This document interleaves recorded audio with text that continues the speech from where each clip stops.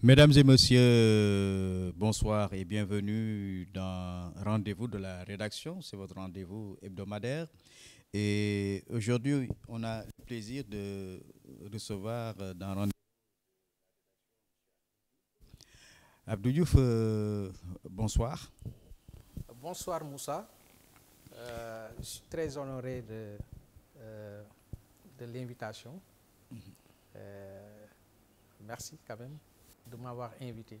Voilà, Abdou Diouf, je rappelle que vous êtes chroniqueur, journaliste, mais aujourd'hui, pourquoi journaliste?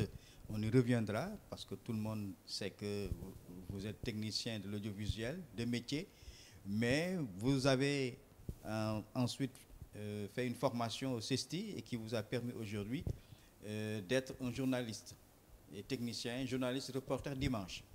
On y reviendra. Et le thème que nous allons aborder aujourd'hui, c'est le langage audiovisuel. Et parce que nous sommes dans le monde de l'audiovisuel, on nous regarde, mais on ne sait pas ceux qui sont derrière et qui nous montrent, qu'on appelle les techniciens. On aura l'occasion de voir qu'est-ce qui se passe derrière nous, les coulisses de l'audiovisuel. Et tout d'abord, quand on parle de langage audiovisuel, c'est reposé sur un plan, certainement. Comment définissez-vous le plan? Merci Moussa. Vraiment, le choix de ce thème me fait beaucoup de bonheur, de satisfaction. Tout à fait. Parce que avant de devenir journaliste, j'étais technicien et je demeure technicien. Oui, parce que vous avez votre carte de presse nationale, où on a quand même imprimé technicien des médias. Tout à fait, tout à fait. Donc, c'est un métier que j'ai aimé, que j'ai adoré. Et j'ai suivi même une formation et avoir reçu en fin de formation mon diplôme de technicien en audiovisuel. Oui, et c'est ce qui vous a permis évidemment d'être reconnu au niveau de la Commission nationale de la presse. Tout à fait, tout à fait.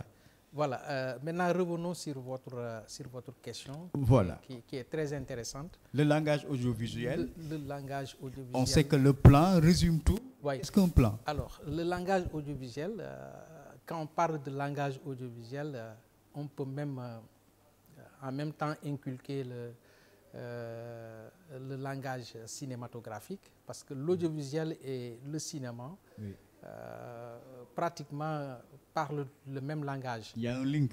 Oui, mais simplement peut-être le cinéma est beaucoup plus exigeant que l'audiovisuel. Voilà, c'est ça. Mais il y a un link, comme vous l'avez dit, et il parle le même langage. Maintenant, le plan, c'est tout simplement parce que c'est le plan qui résume tout le langage audiovisuel. Quand on parle de l'audiovisuel, c'est la télévision, c'est la radio. C'est la télévision, la radio. Oui. Voilà, donc exactement ça. Maintenant, le plan, c'est quand on commence, quand vous démarrez le tournage. Alors, c'est lorsque vous commencez à appuyer sur le bouton de l'enregistrement et jusqu'au moment où vous terminez l'enregistrement pour mettre stop, action et stop. Oui. Donc, alors, tout ce qui a été pris, c'est ça que l'on appelle le plan. Le plan. Tout à fait. D'accord. On aura l'occasion, Abdou Diouf, donc, de revenir sur les valeurs de plan. Les valeurs de plan. Et là, vous aurez l'occasion de décortiquer tout. On fera un voyage dans l'univers de l'audiovisuel. Mais les caractéristiques du plan, oui, comment le définissez-vous? Tout à fait. Le plan a ses caractéristiques. Et que là, je donne l'occasion aux gens qui sont dans le milieu alors de bien écouter et de bien suivre. Parce que c'est important. Alors, quand on fait quelque chose, il faut savoir. Il faut avoir une connaissance théorique d'abord, avant d'avoir la connaissance pratique. La connaissance théorique vous permet alors d'être professionnel, d'être assidu à tout ce que vous faites. Alors, maintenant, le plan a ses caractéristiques. Alors, il y a ce qu'on appelle les valeurs de plan. D'ailleurs, le plan a 4 caractéristiques. Oui, lesquelles? Oui, il y a les valeurs de plan, que l'on appelle également les échelles de plan, que l'on appelle grosseur également de plan. Alors, si vous parlez d'échelle de plan, vous parlez en même temps valeur de plan, mais également vous parlez grosseur de plan. Mais le terme échelle et valeur de plan, alors, sont les termes les plus utilisés dans le milieu audiovisuel. Rarement on utilise grosseur de plan, mais c'est bon à savoir de connaître les 3 termes, échelle, valeur et grosseur, qui signifient la même chose. Alors maintenant, ça c'est la première caractéristique. Et il y a la deuxième caractéristique, ce sont les angles de prise de vue. Alors, les angles de prise de vue qu'il ne faut pas confondre avec les valeurs de plan. Alors, les angles de prise de vue, c'est la deuxième caractéristique. On aura l'occasion de voir. Nous reviendrons sur parce les que détails. ces angles de prise de vue également, il y a plusieurs angles. On aura l'occasion. Oui. Tout à fait. Et ça, c'est la deuxième caractéristique du plan. Et également, il y a une troisième caractéristique. La troisième caractéristique, ce sont les mouvements de caméra. Alors, les mouvements de caméra, quand on parle de mouvement, on reviendra sur ça. Alors, c'est quand la caméra bouge de partout. Et là, souvent, on l'utilise dans les plateaux et autres. Oui. On reviendra plus en détail sur ça. Et avec la des troisième images, caractéristique, il y a ce qu'on appelle la durée. Alors, c'est le temps de l'enregistrement. Voilà, Abdou, on va également, quand on aura fait tout le parcours de l'audiovisuel, on reviendra sur les métiers de l'audiovisuel et on va terminer également par votre métier de journaliste également que vous avez pu concocter grâce à la formation au CISTI. Voilà, les valeurs de plan. On va commencer quand on parle de plan d'ensemble. Oui, le plan d'ensemble, c'est un vaste espace en général. Je pense que Maniane va... Maniane, avec la complicité de la régie, on pourra avoir... Le plan d'ensemble, en général, nous donne un vaste espace. Alors, ça peut être... vous pouvez continuer. Oui. C'est un vaste espace. Ça peut être un paysage, ça peut être... l'environnement, ça peut être une ville. Oui. Donc, vous faites une présentation, un plan d'ensemble de ce ville, parce que vous donnez des informations de manière générale sur sur ce paysage, ou bien sur ce que vous montrez. Et l'ensemble veut tout dire, voilà, le mot ensemble. Comme son nom l'indique, tout à fait. Voilà. Il y a ce qu'on appelle le plan général. Oui. Quelle est la différence entre ensemble et général? Oui, le plan général est moins... c'est-à-dire que le plan général, d'habitude, on monte une structure, on vous présente une structure, comme par exemple, si vous prenez le palais présidentiel, alors vous nous montrez le palais en plan général, c'est-à-dire que vous nous faites la présentation de la structure. L'architecture, de l'architecture et autres. Donc, vous nous faites une présentation de ce... Mais entre plan général et plan d'ensemble, alors, il y a des similitudes, mais il y a une légère différence également. Une légère différence. Voilà. Alors, le demi-plan d'ensemble. Oui, le demi-plan, comme son nom l'indique. Oui, demi-plan. Alors, le plan d'ensemble, c'est vous prenez un vaste espace. Alors, le demi-plan, vous faites la moitié simplement. C'est la moitié du plan d'ensemble, du décor d'ensemble. Oui. Oui. Et maintenant, le plan moyen. Oui, alors, le plan moyen aussi, souvent... vous savez, c'est par rapport à la personne. Parce que les deux plans que nous venons de citer tout à l'heure, c'est par rapport au décor, par rapport à l'espace. Maintenant, le plan moyen, c'est par rapport à la personne. Alors, c'est quand vous, par exemple, vous cadrez une personne ou bien un personnage à partir de la tête jusqu'au pied. Alors là, vous montrez carrément la personne, soit debout, vous le montrez carrément. C'est ça que l'on appelle demi-plan moyen. Le plan moyen. Ok. Il y a aussi le plan italien. Oui. Alors, le plan italien, ce sont les Italiens qui ont adapté ce plan-là. Ah bon. Alors, là, vous savez que, d'abord, je vais faire le découpage. Le plan italien, ça va de la tête alors jusqu'au genou. Ou bien même, on peut aller au-delà des genoux jusqu'au tibia. Mais ça dépend, hein? Ça dépend. Tout est acceptable au genou ou bien au tibia. Alors, pourquoi maintenant ce plan? Pourquoi les Italiens nous ont imposé ce plan-là? Oui. Alors, c'est un problème de culture. Vous savez que les Italiens, alors, c'est des sapeurs, c'est des gens qui sapent bien.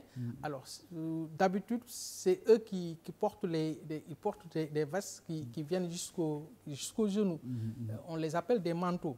Alors, maintenant, pour mettre en valeur ces manteaux-là, alors, ils ont proposé un plan que l'on appelle le plan italien. C'est pour tout juste mettre en valeur. Comme on vous montre présentement, comment on peut l'appeler un plan italien? Oui, le plan italien, on vous a montré tout à l'heure en italien, un plan italien. Le plan italien, voilà, c'est de la tête jusqu'au genou. Oui. Voilà. C'est un peu ça. C'est à peu près ça. Mais quand vous êtes debout, mais quand vous êtes assis aussi? Mais ça, c'est à peu près, ça c'est un plan américain. Hein. Ça, voilà, le plan américain. Voilà. C'est quoi le plan américain? Parce que c'est le dernier plan, si je ne me trompe pas. C'est exact. Le plan américain, tout à sur les valeurs de plan. Oui. Alors, le plan américain, vous voyez, alors d'abord, les Italiens nous ont imposé leur plan, mais les Américains également nous ont imposé leur plan. Alors, les Américains, vous savez que c'est des westerns. Vous avez vu comment ils s'habillent. Alors, c'est des gens qui s'habillent en western et un cowboy, en général, il s'habille avec un gilet, avec des santiags, mais toujours une grosse ceinture avec un pistolet. Oui. Maintenant, le pistolet, souvent, ça vient jusqu'à mi-cuisse. Alors, pour mettre en valeur le pistolet, simplement, alors, il propose un plan que l'on appelle le plan américain. Donc, c'est pour mettre en valeur le pistolet, pour montrer, parce qu'un Américain authentique, il porte toujours un pistolet et il s'habille en western. C'est cette valeur de plan qu'on vous montre présentement. On peut l'appeler plan italien. Bon, plan italien. Bon, parce que le plan américain, quand on est debout, entre plan américain et plan italien, il y a une grande différence. Oui. Parce que le plan américain se limite à mi-cuisse, au milieu de la cuisse. Alors, mais le plan italien, alors va jusqu'au genou ou bien jusqu'au tibia. Voilà. C'est ça la différence. C'est clair. Il y a les plans rapprochés maintenant. Les plans rapprochés. Voilà. Oui. Alors, avant d'en arriver là, avec les plans rapprochés, les plans que nous venons de citer, c'est des plans descriptifs, parce que ça nous permet de faire une description. Alors, maintenant, on vient sur les plans rapprochés, que l'on appelle les plans rapprochés psychologiques également. Alors, pourquoi? Parce que ça nous rapproche de la personne et ça nous montre la psychologie même de la personne. Donc, voilà. Donc, plan rapproché, il y a le plan rapproché taille. Alors, le plan rapproché taille, comme son nom l'indique, c'est juste au niveau de la tête jusqu'au buste. Alors, c'est un plan taille.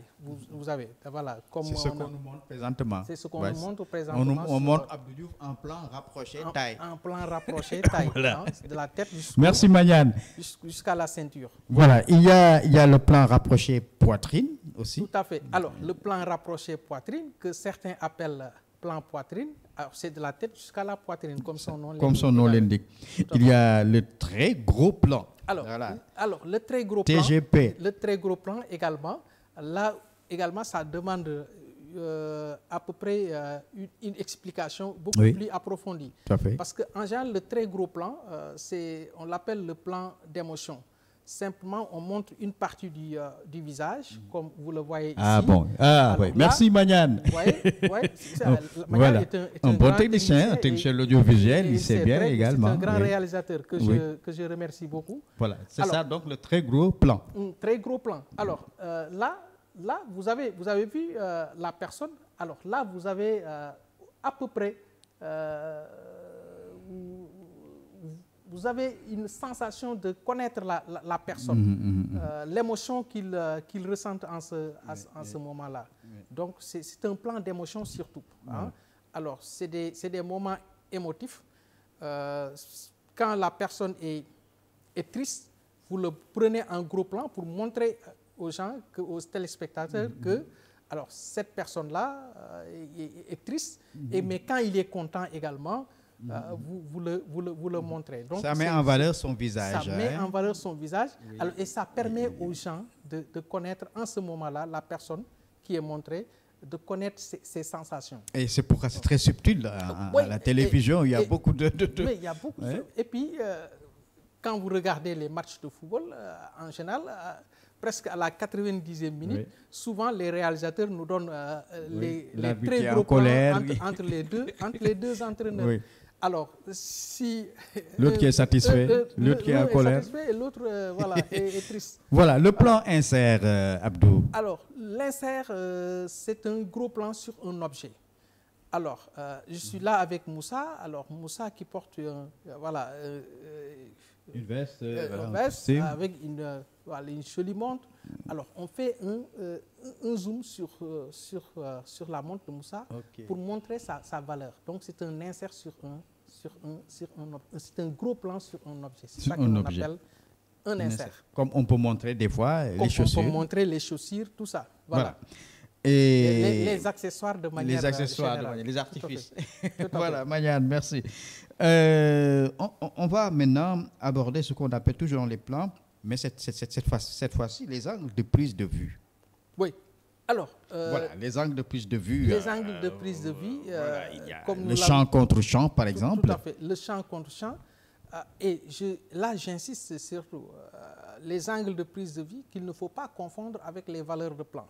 Oui. Parce que tout le monde, des fois, il y a des gens qui confondent tout, qui pensent que, alors, si on vous dit, donnez-moi tel plan, c'est une valeur de plan. Non. Quelle est la différence, par exemple, entre prise de vue et angle de valeur de plan? Alors, les angles de prise de vue, alors, il y a ce qu'on appelle le champ contre champ, comme vous l'avez appelé.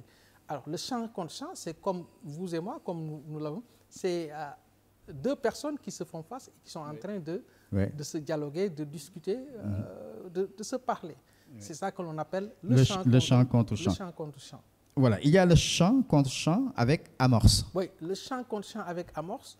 Alors, amorce, ça veut dire couper. Hein?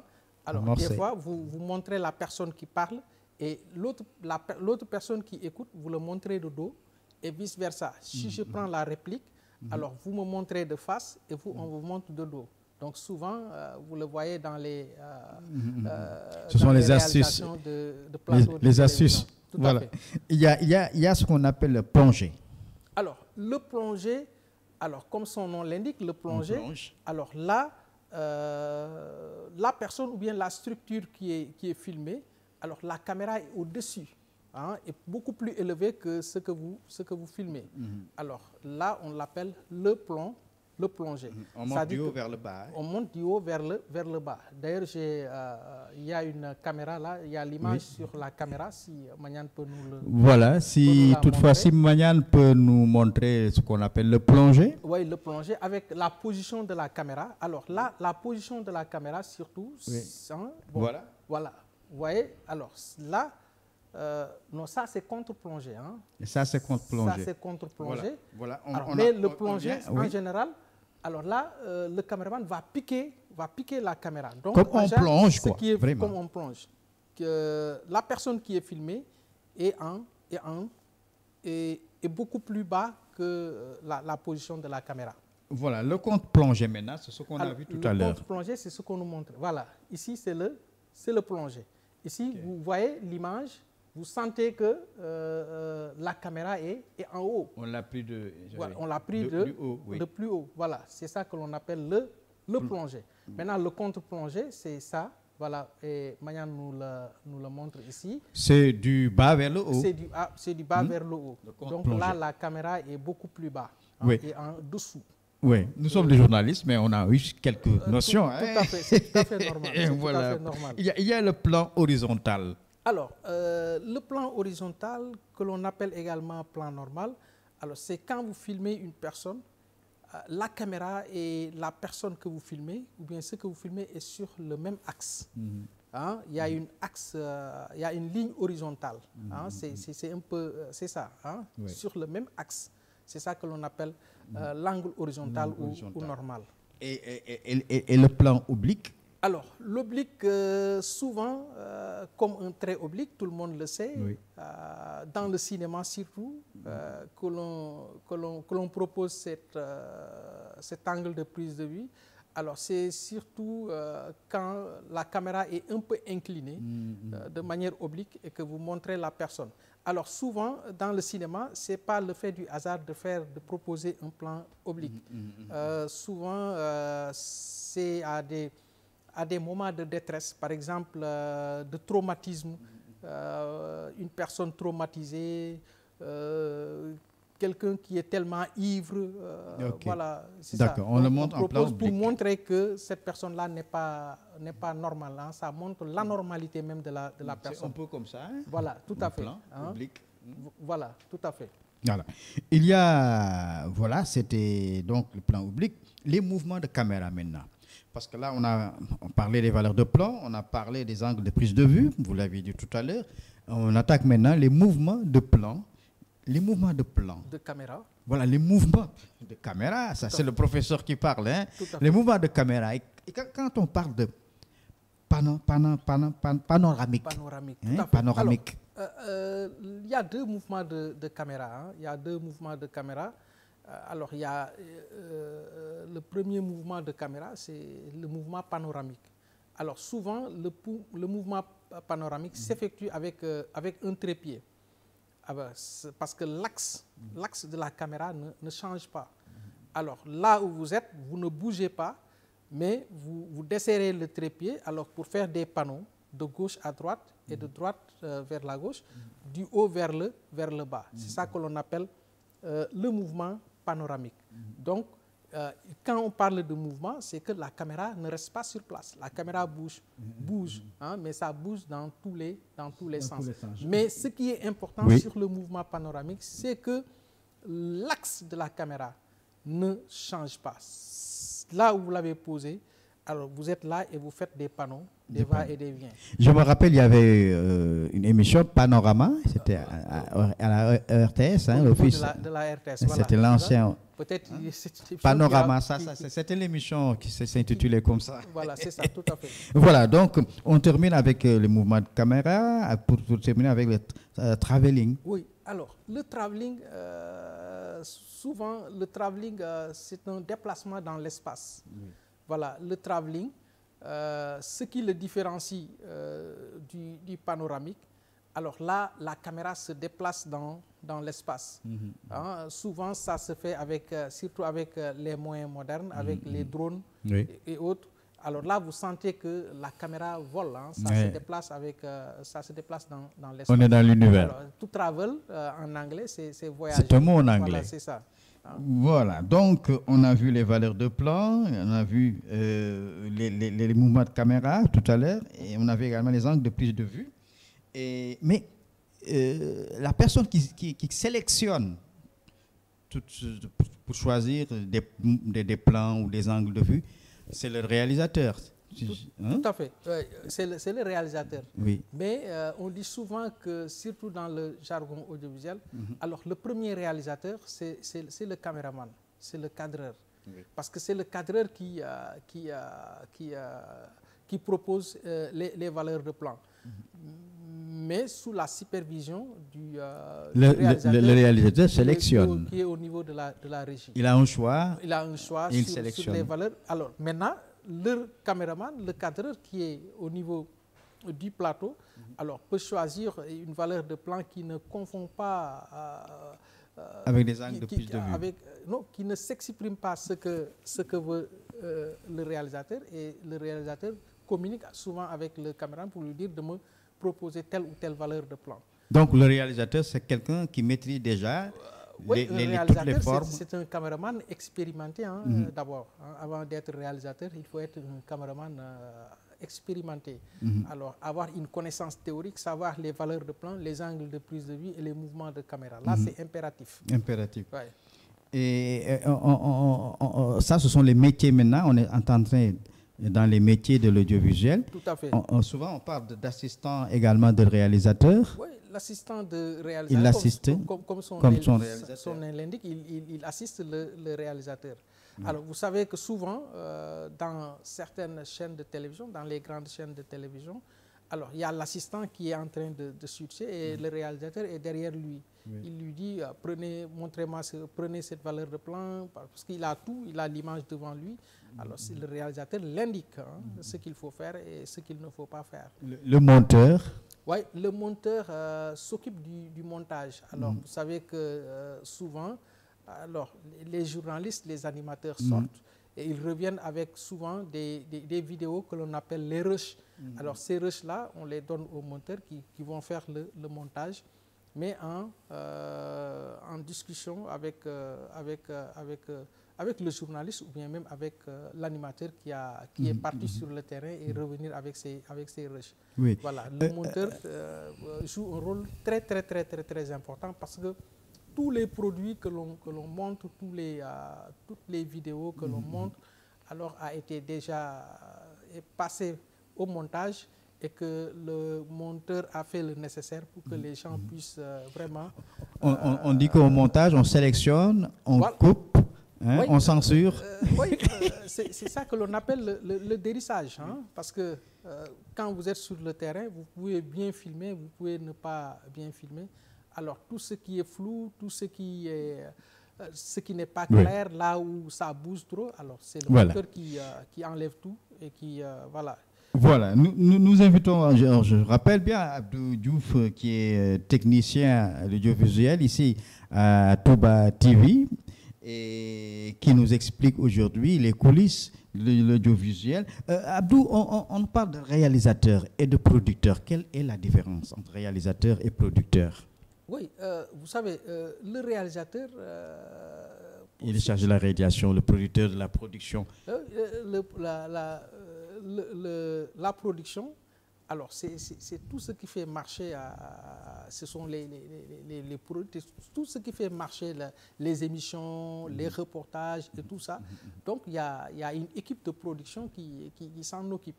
Alors, mais le réalisateur, lui, il s'occupe des émissions, de la bonne marche, des émissions. Alors, s'il y a un plateau, voilà, de tout faire pour que ce que l'on montre au public, alors, soit fait de manière professionnelle et soit fait de manière, voilà, pour que les gens, les téléspectateurs puissent apprécier. Est-ce quelle doit être la complicité entre le producteur et le réalisateur? Qui fait qui fait quoi? Est-ce que des fois il n'y a pas des amalgames qu'on peut apporter? Non, vous savez... dans les tâches? Dans les tâches, alors, il y a une complémentarité. Parce que souvent, la production, c'est lui qui indique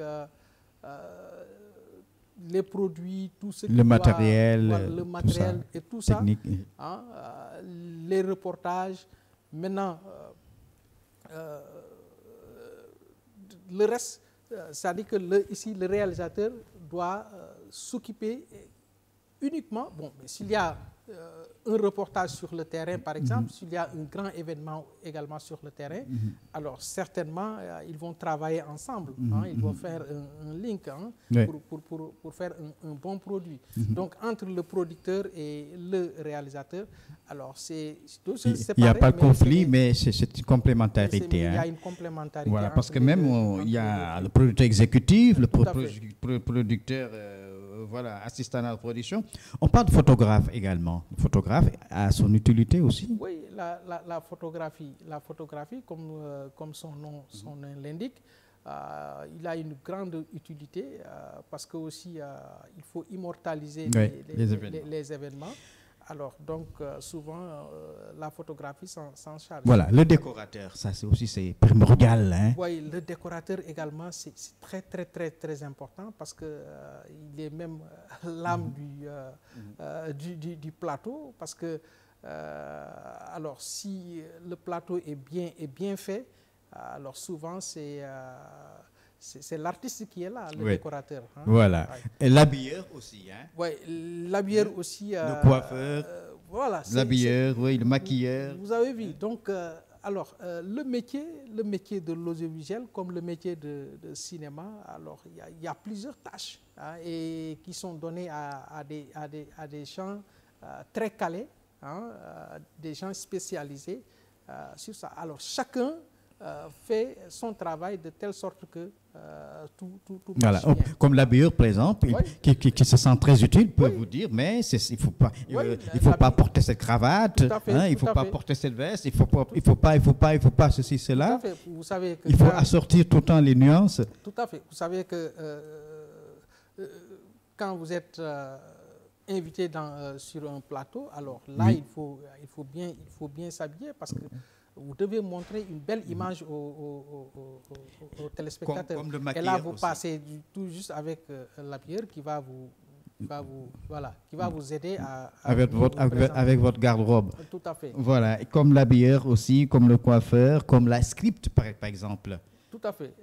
La script aussi, oui, qui peut aider le réalisateur à faire beaucoup de tâches, de tâches, tout à fait. entre les va-et-vient, etc. Tout à fait. Tout à Quand il y a des notes, quand il y a le conducteur qu'il faut suivre.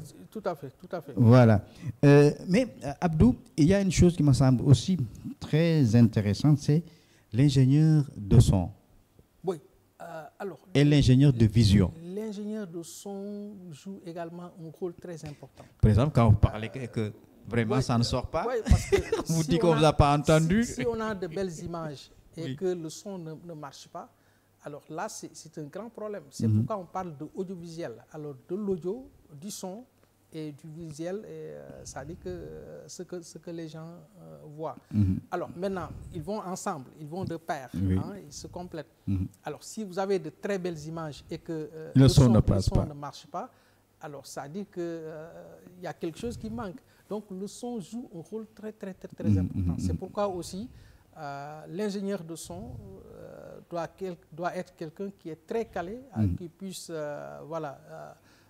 faire de telle sorte que les gens reçoivent de manière très claire ce que... Que tout soit audible. Hein. Voilà, tout à fait. Voilà, il y a le mixeur. Hein, Oui, le mixeur, le truquiste. Oui, il y a le mixeur. Le mixeur aussi, comme son nom l'indique, avec le mixage. Alors, lui aussi, il joue un rôle très, très important. Comme je vous l'ai dit tout à l'heure, vous savez qu'il y a un ensemble de tâches et que ces tâches-là sont confiées à des spécialités. Hein. Alors, si vous n'êtes pas spécialiste sur tel ou tel domaine, vous ne pouvez pas réagir. Sinon, vous risquez de pénaliser Comme le truquiste, comme l'incruste également. L'incruste, tout à Vous fait. avez parlé tout à l'heure d'insert. D'insert, tout à fait. Oui. Bon, l'insert, c'était un gros plan sur Mais un l'incruste également, c'est autre chose. Oui, l'incruste, c'est autre chose. Voilà, on En général, peut montrer, par exemple, des faits imagés les images incrustes, hein, il faut savoir qu'on a incrustés. voilà, qu'on a incrusté parce que souvent, ça se fait avec le fond vert. Mhm. Avec le fond vert, oui. Et on change complètement le décor pour mettre des décors préfabriqués ou autres. Oui, Voilà, merci. c'est tellement fabuleux. Voilà, cadreur pour terminer. Oui, alors Oui. Le cadreur, vous nous voyez, Oui. comme vous et moi, tout le monde nous voit. Alors, donc, on nous a bien cadré. Donc, c'est le caméraman. Voilà. Abdou, on a passé en revue les métiers de l'audiovisuel. Hein, on est parti de plan, les valeurs de plan, les mouvements de caméra, les angles de prise de vue. On a parlé également des métiers de l'audiovisuel. Et on va maintenant aborder la dernière étape. Aujourd'hui, vous êtes journaliste et vous avez suivi une formation au CESTI. Parlez-nous de cette formation, comment ça s'est passé? Oui, vous savez, tout le monde rêve de passer par le Et CESTI. d'abord, qu'est-ce qui vous a amené à aujourd'hui? Est-ce que c'est pour vous départir de ce métier? Vous avez envie de découvrir autre chose? Oui, bon, vous savez, j'ai appris un peu le journalisme sur le tas. Oui, parce que vous faisiez des chroniques. Vous-même, vous m'avez encadré, vous m'avez montré beaucoup de choses. C'est votre Alors, talent? voilà, Oui. voilà. Donc, je vous remercie au passage. C'est grâce à vous que vraiment je suis motivé. Alors, parce que vous m'avez intégré directement au niveau de la rédaction. Et j'ai acquis beaucoup d'expérience. Oui, parce qu'auparavant, vous faisiez des chroniques Voilà, quand on faisait le journal, souvent sur des sujets divers, vous apportez votre point de vue. Et de là, je me suis dit, bon, comme moi, je suis diplômé, et ensuite, je me suis dit que voilà, ce que font ces gens-là, ils ont été formés. Alors moi, je l'ai appris sur le tas, mais je vais essayer d'être formé comme eux et voilà, et de pouvoir faire le métier d'avoir gagné beaucoup plus parce que quand vous êtes formé, vous gagnez beaucoup plus d'expérience, vous gagnez beaucoup plus d'autorité dans ce que vous faites, vous devenez professionnel. Alors c'est pourquoi je me suis battu et voilà. Je suis entré au CESI, j'ai fait la formation comme tout le monde, qui est une formation très rigoureuse. Vous savez que le CESI, c'est la rigueur. Oui, c'est l'école d'outre-mer. Voilà, tout à fait. Hein. Alors, tous les grands journalistes que vous voyez ici sont presque sortis de là-bas. Donc, c'était un plaisir d'aller là-bas et voilà, de suivre la formation pendant 10 mois. Une formation très rigoureuse. Sur les métiers de les sciences de l'information. De sciences de l'information. Voilà. Et par rapport au journalisme, qu'est-ce que vous avez pu... Est-ce que vous pouvez nous donner quelques notions de ce métier-là que vous avez eu à... Tout à fait. Vous savez, moi, j'ai pratiqué l'option télévision parce qu'on on a suivi une formation. Des fois, on faisait tronc commun. Les journalistes de la presse écrite, de radio et télévision, il y a un tronc commun, mais il y a des moments où on vous sépare, chacun va faire sa spécialité. Et vous avez choisi la télévision. Moi, j'avais choisi la télévision. Voilà. Et vous savez qu'on a eu une formation très rigoureuse, surtout je salue le professionnalisme de notre prof télévision, Atoumane Diaw, qui est très rigoureux, qui ne badine pas avec certaines choses. Alors donc, c'est le moment de lui rendre un vibrant hommage, de le saluer également. Atoumane Diaw. Voilà, nous avons, vous savez, nous avons fait pratiquement beaucoup de genres, les genres journalistiques. Les genres journalistiques. Alors, tous les genres journalistiques qu'on faisait, on le faisait en pratique. Voilà, et est-ce que vous pouvez nous donner quelques genres que vous avez peut-être... L'analyse, l'analyse par exemple, qui peut porter sur une situation, un événement ou un discours. Il vise surtout à apporter un éclairage, une explication. Voilà, c'est ça l'analyse. L'analyse. Quoi encore? Quelle forme de genre également vous avez pu... Une analyse doit surtout être, comme vous le savez, argumentée, avec des éléments factuels, avec des éléments factuels, des données précises, des repères historiques et scientifiques.